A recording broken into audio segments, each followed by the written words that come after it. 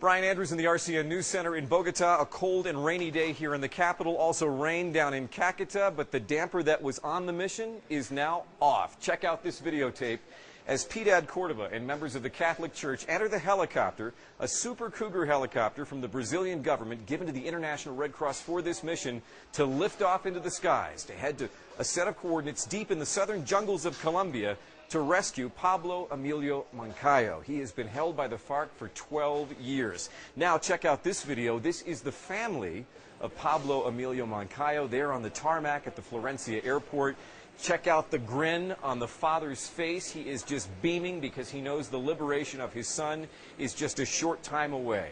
Gustavo Moncayo, known as Professor Moncayo here in Colombia, has become an icon for the anti-sequestrado movement because he has marched from one end of Colombia to the other wearing chains around his hands and his body to symbolize his son's struggle and the struggle of the other hostages being held by the FARC and the ELN. So the helicopter airborne at this point. They're heading off to probably about an hour's flight somewhere to a set of coordinates near the border with Ecuador. They're going to pick up Pablo Emilio Moncayo, and then they will be returning in that very helicopter.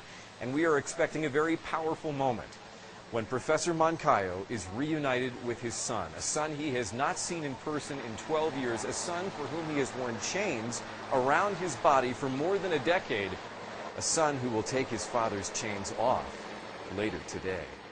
That's the story. Stay with ColombiaNews.tv for the very latest on the freedom operation for FARC hostage Pablo Emilio Moncayo. I'm Brian Andrews in Bogota.